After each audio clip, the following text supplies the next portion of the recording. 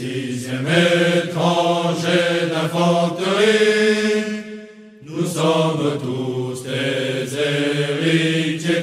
héritiers. Syrie, Liban et Tunisie, par tous les combats sans pitié, par le sang versé en dire gloire. Au vieux régiment du Levant, à nos anciens chantons la gloire, et reprenons d'un même élan.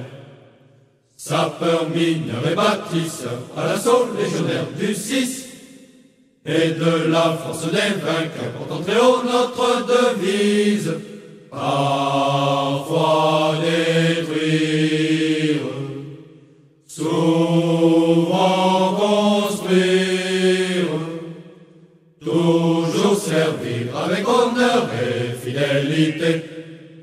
Sixième étranger de génie légion, dans les combats les plus violents, en première ligne nous serons mis, comme les pionniers en défilant, et pour la gloire de la Légion.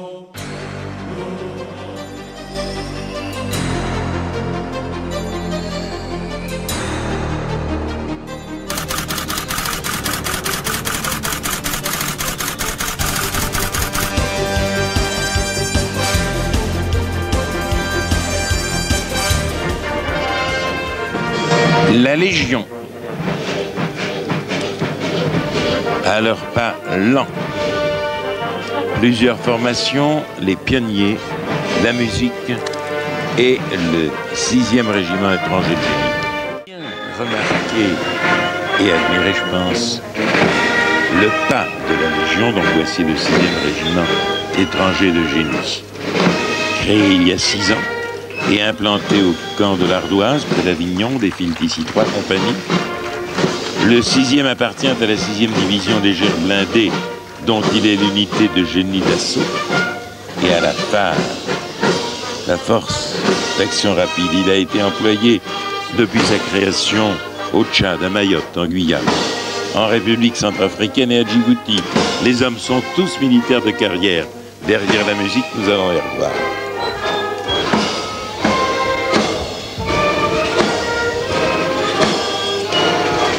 La Légion a bien entendu sa légende, vraie, celle des hommes qui s'y engagent pour échapper à des problèmes personnels, mais la Légion, c'est avant tout un don de soi qu'on fait à un pays, c'est le choix librement décidé de servir la France.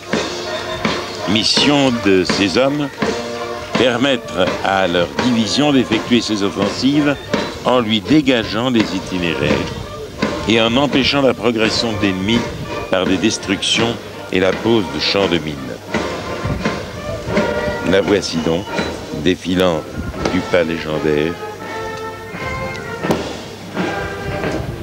l'ensemble de ceux qui sont venus dans ce corps d'élite par goût de l'aventure, par amour des armes,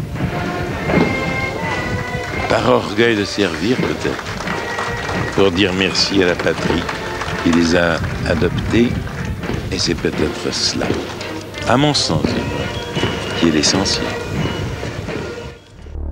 En passant devant le chef des armées, le régiment ne sait pas encore qu'il va bientôt vivre une exceptionnelle aventure.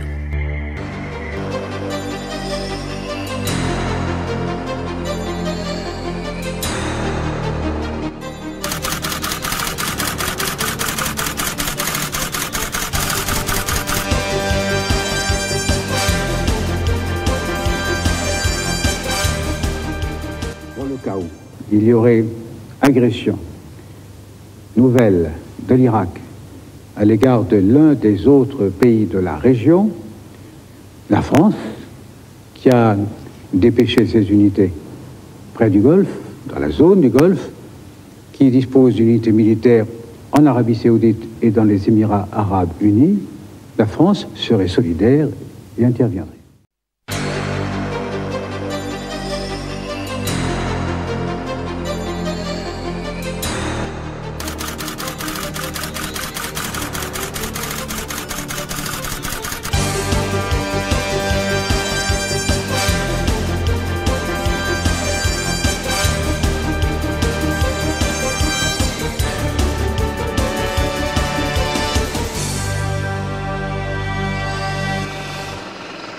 les missions de ma compagnie ici sont d'abord des missions de combat.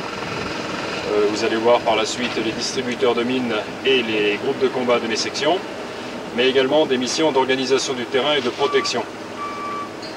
Ces missions de protection consistent surtout en la réalisation de merlons antivéhicules autour des olives régimentaires à l'aide de mes engins, des Allman et des MPG, et également à l'aménagement de différentes soutes à munitions et d'autres emplacements de combat.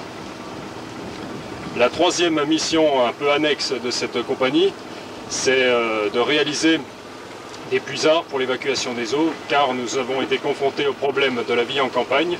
Étant donné que maintenant nous sommes installés pour durer un certain temps, il faut équiper les unités avec des moyens d'évacuation qui permettent de rendre les conditions d'hygiène et les conditions sanitaires plus supportables dans ce climat particulier et dans ce terrain particulièrement difficile et dur. En octobre et novembre 1990, 2 sections de la compagnie d'appui sont projetées aux ordres du capitaine Viraud. Le 19 novembre, la compagnie d'appui est au complet en Arabie Saoudite.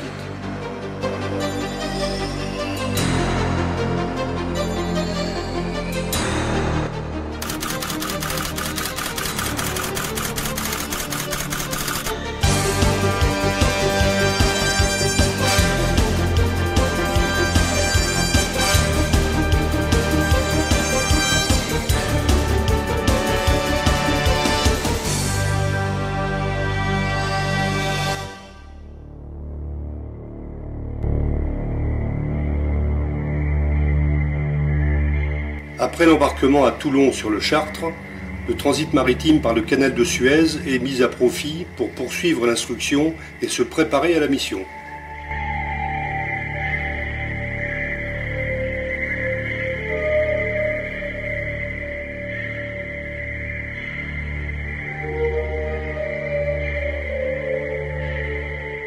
Puis c'est le débarquement à Yambou, suivi de la traversée du désert sur 1200 km jusqu'à Afar al-Batin.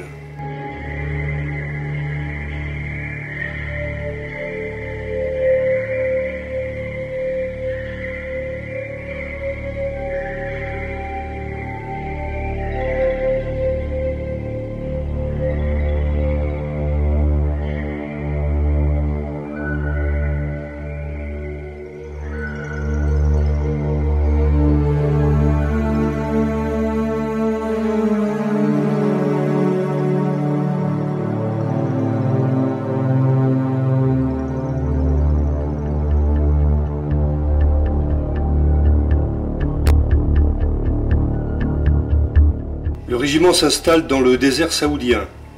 Malgré les apparences, nous sommes très loin du quartier général Rollet.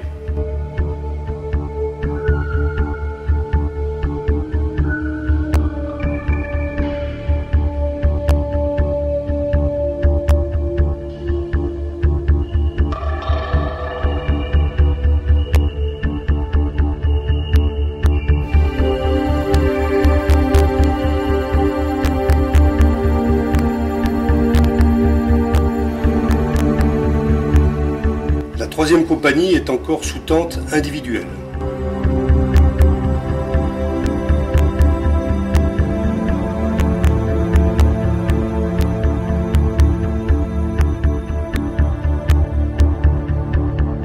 Après l'installation, l'entraînement commence.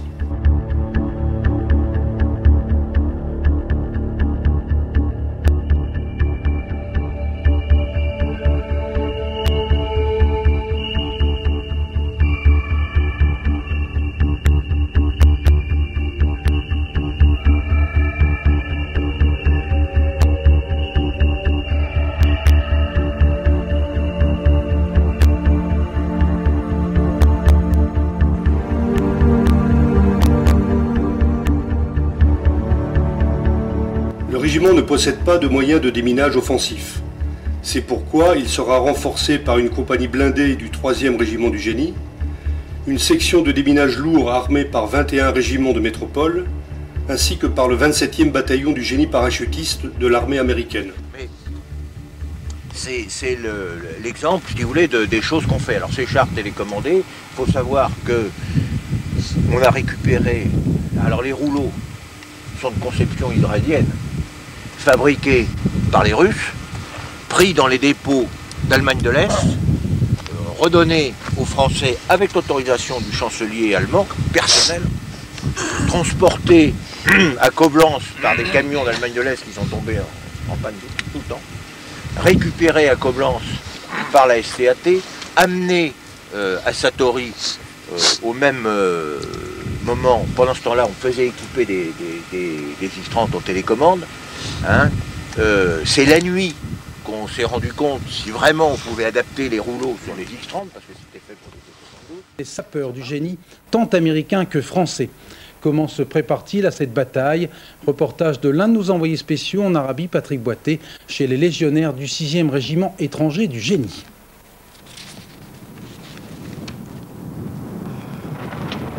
Les hommes du 6e régiment étranger du génie s'entraînent en permanence avec leur tenue de protection antichimique. Ils dorment parfois avec. Ces légionnaires devront faire sauter les verrous, comme ils disent, des fortifications ennemies en cas de bataille terrestre. Ce ne sera pas du gâteau.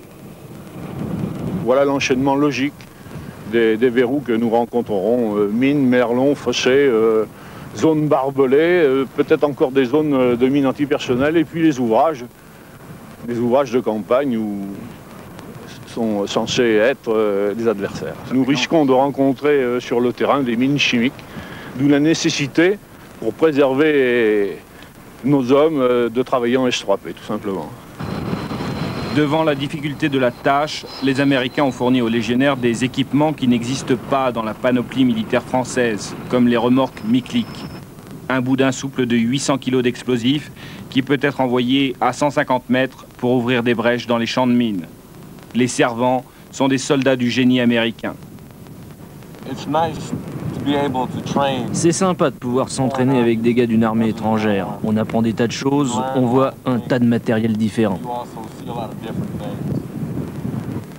Prestige de la Légion ou bonne coopération interalliée, des éléments du génie américain travaillent sous le contrôle du 6e REG. La cohabitation ne pose pas de problème. Les Américains ont déjà adopté les galons français, la nourriture de la Légion, et le jour de l'offensive, ils la laisseront passer en premier. Nous serons chargés d'ouvrir les brèches dans une action offensive, d'ouvrir les brèches dans des positions défensives adverses.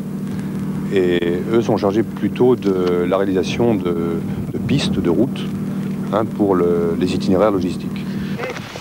Tous les jours, inlassablement, les légionnaires répètent les mêmes exercices, montés à l'assaut d'obstacles similaires à ceux qui leur seront opposés, afin d'acquérir les gestes réflexes le jour de la bataille.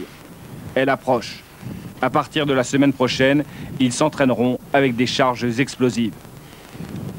La Légion n'est pas réputée pour ses états d'âme. Elle ne va pas commencer à en avoir à l'approche du combat. Avec ou sans menace chimique, le 6e régiment étranger du génie se veut calme et serein.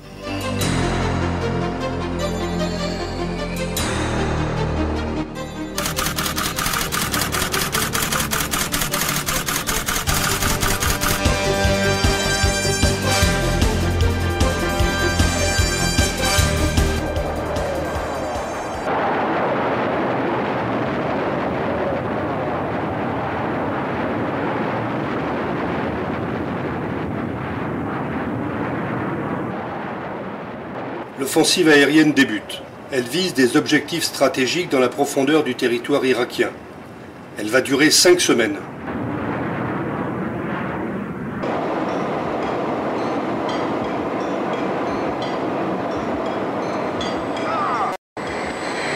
Bonjour Alfred.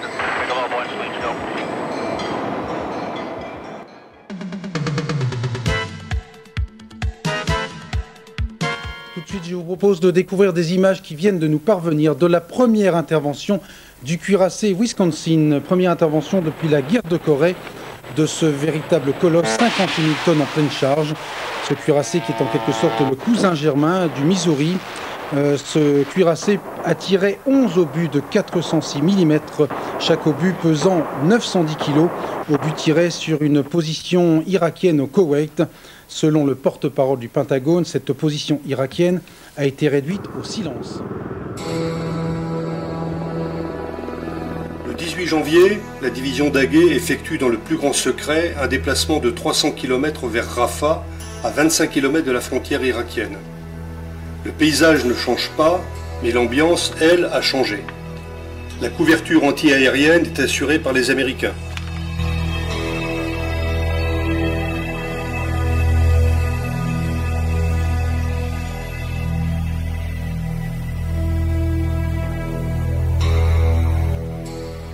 Bon, je pense que vous savez pourquoi je vous ai rassemblés ce matin. On va arriver dans quelques jours à l'aboutissement de l'histoire qui, pour vous, a commencé 20 septembre. Bon, évidemment, on ne sait pas ce que nous réservent les politiques, mais comme c'est parti, le 21 ou le 22 ou le 23, on sera de l'autre côté. Vous savez tous que c'est l'aboutissement de la vie et de l'entraînement du légionnaire.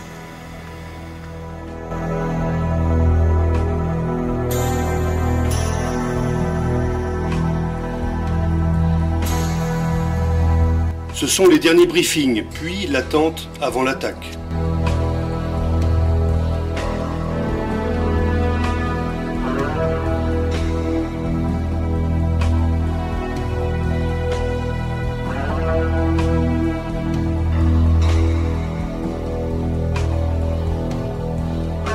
Le 23 février 1991, toutes les unités se mettent en place sur leur base d'assaut.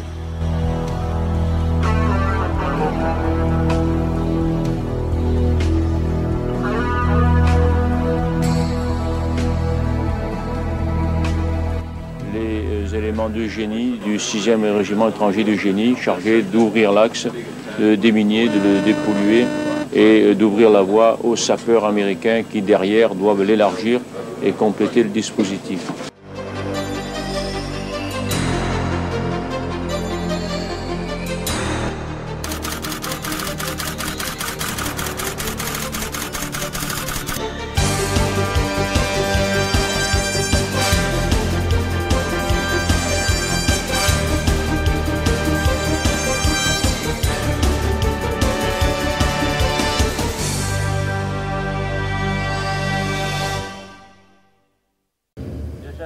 Terminé. Il est trop tard, c'est l'ordre d'engagement. C'est tout feu éteint. L'offensive terrestre débute le 24 février 1991 à 4 h du matin.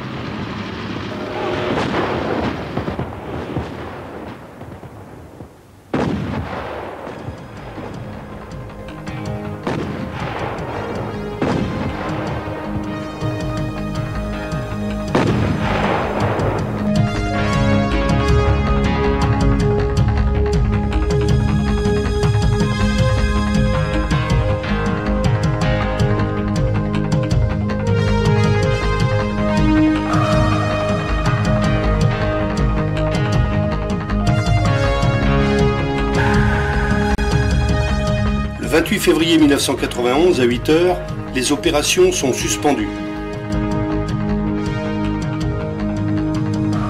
La 45e division irakienne a été anéantie en moins de 100 heures.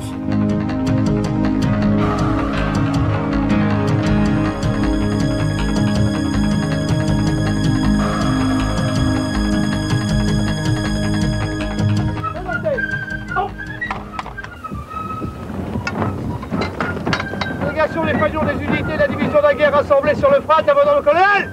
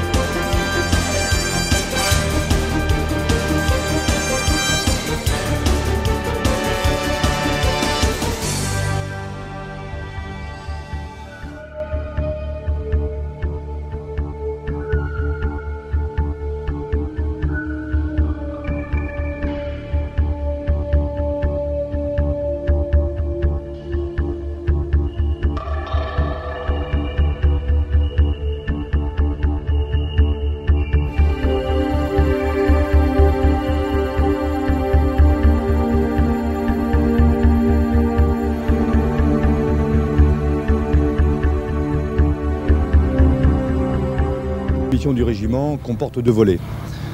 Tout d'abord, il s'agit pour nous essentiellement de dépolluer toute la zone dans laquelle nous nous trouvons. Nous procédons à la dépollution d'une part du village d'As-Salman où la population civile va revenir incessamment, et deuxièmement nous dépolluons également toutes les zones de stationnement des unités, c'est-à-dire les bivouacs, les zones de déplacement. La presse et la télévision ont relaté des minages extraordinaires, etc. Qu'est-ce que vous avez trouvé réellement en fait? On n'a rien trouvé, pas une seule mine. Donc on a trouvé uniquement des matériels américains que les Américains avaient envoyés avant notre arrivée et qui donc ont beaucoup gêné les Irakiens et que nous avons dû nous ensuite enlever comme les cluster bombs que nous faisons en ce moment. Nous réalisons un marquage de toute la zone dangereuse pour permettre d'abord aux autorités civiles de venir repérer la zone et ensuite pour empêcher les populations locales de venir se fourrer les pattes dedans.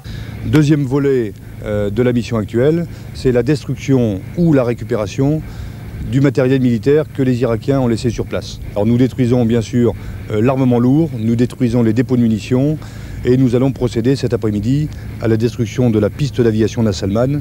Pour ce faire, nous utilisons les moyens de forage rapide qui actuellement sont en train de travailler sur la piste à faire des lignes de puits tous les 500 mètres pour interdire cette piste à n'importe quel type d'appareil. Sur cet aéroport, nous avons trouvé beaucoup de sous-munitions américaines en particulier qui ont servi au bombardement de l'infrastructure. Comme vous pouvez le voir derrière moi, les bombes américaines ont parfois fait mouche directement sur des hangars à munitions.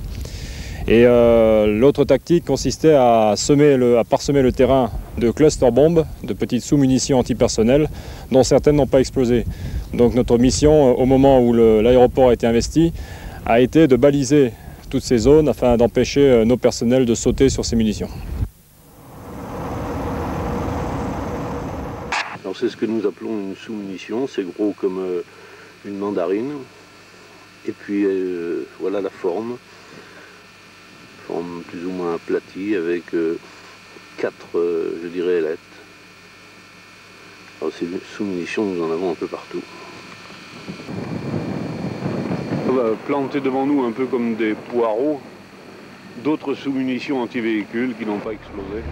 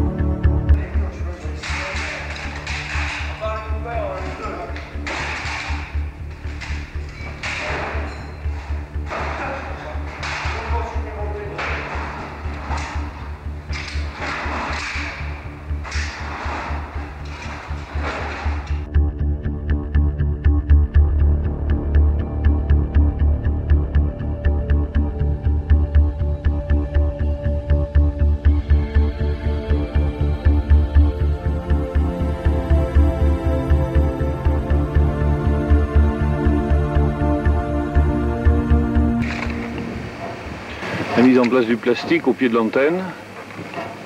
Tu en mets combien là? 3 kilos. 3 kilos. Combien de kilos là?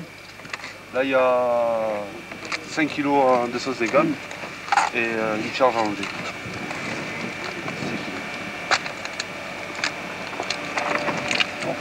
Attends, de l'autre côté. Tiens, chope le lami, passer de l'autre côté, ça va. Vous pouvez y aller!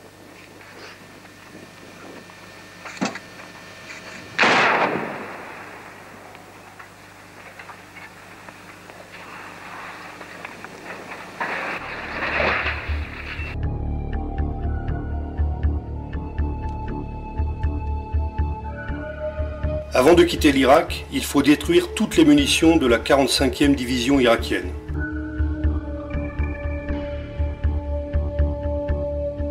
« 450 tonnes d'obus de toutes sortes sont placées dans 3 fosses.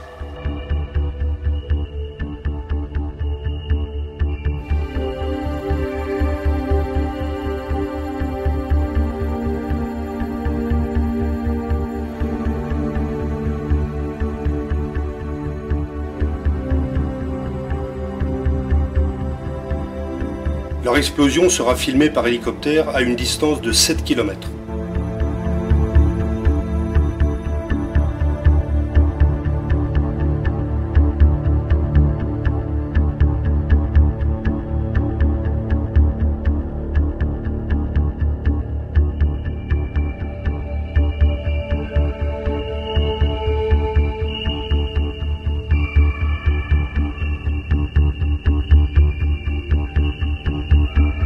Le 7 mars 1991, les drapeaux des régiments de la division Daguet sont déployés dans le désert irakien.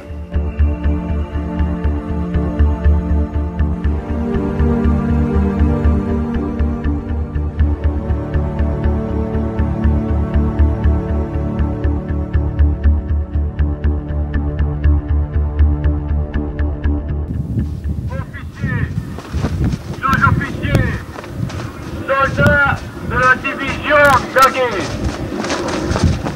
Les objectifs assignés dans notre mission ont été atteints. Le 19 mars 1991, le drapeau français quitte le sol irakien.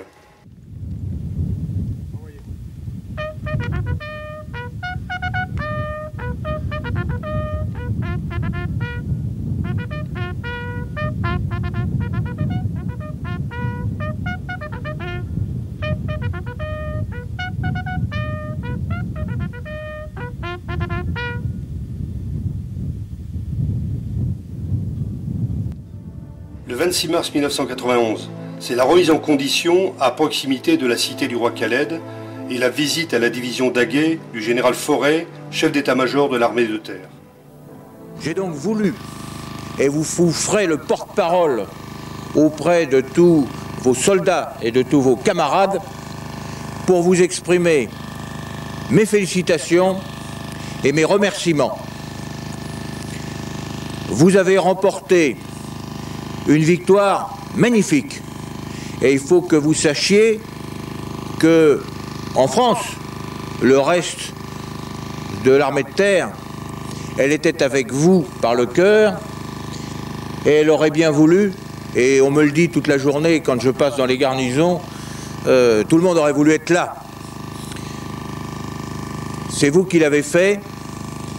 Vous êtes en quelque sorte le porte-drapeau ou le porte-fanion de l'ensemble de l'armée de terre, et à travers vous, à travers votre action, à travers votre courage, à travers votre sang-froid, c'est toute l'armée de terre qui est honorée. Je vous félicite et je vous remercie. Après la remise en condition, c'est le déminage au Koweït.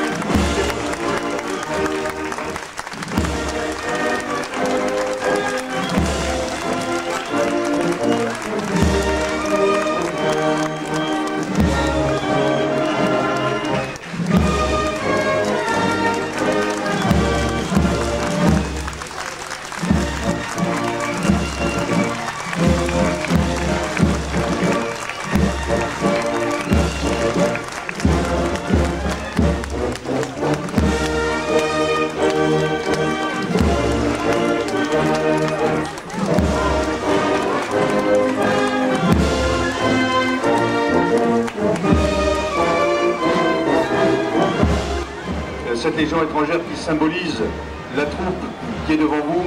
Et je peux vous dire que les soldats que j'ai eu l'honneur de commander pendant cette guerre sont pour moi les plus magnifiques de toute l'armée. Les vraies vedettes, croyez-moi, les vraies vedettes, les vraies stars de la guerre, c'était eux, l'équipe blanc, et je vous demanderai de tous les applaudir.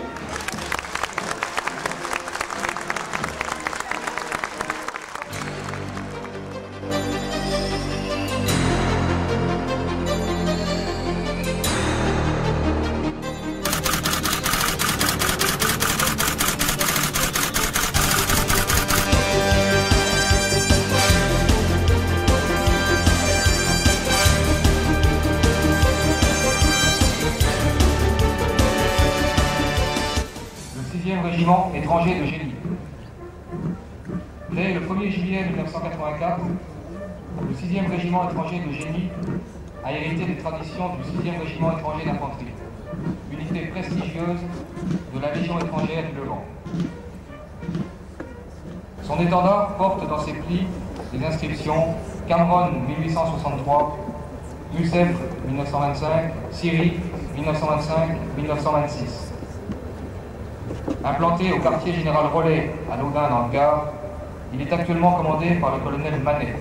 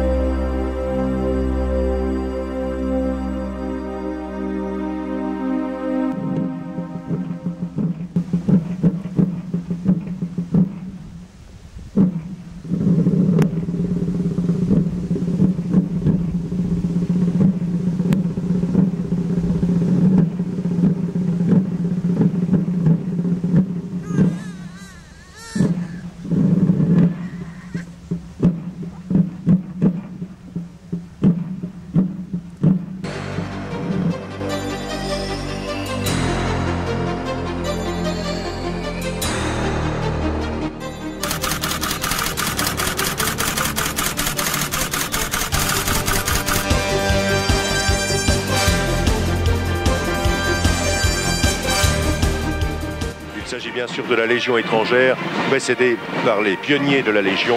Alors, personnellement, je vais les laisser passer. Je crois qu'il n'est pas nécessaire de commenter plus longtemps ces hommes. Mais ça, c'est déjà la musique principale de la Légion. On la voit presque chaque année et on l'attend, on l'aime comme du classique. En fait, au prestige de son képi, elle ajoute son allure solennelle et éclatante. Mais je me demande toujours en la voyant si le mot de Napoléon est juste, on devient l'homme de son uniforme. Elle comprend une centaine d'exécutants. Voici le chapeau chinois. Pavillon de cuivre à clochette surmonté du croissant. Et puis le fifre avec le chapeau chinois qui apparut en France sous Louis XV. Maintenant, la musique, cette musique de la Légion étrangère. Disais du général de division Janvier, commandant la 6e division légère blindée et qui exerça, salut mon général, au Moyen-Orient le commandement effectif des troupes françaises sur le terrain. Eh bien, alors nous allons parler du 6e étranger de génie de Laudun dans le Gard, qui comprend, je disais tout à l'heure, des militaires de 80 nationalités.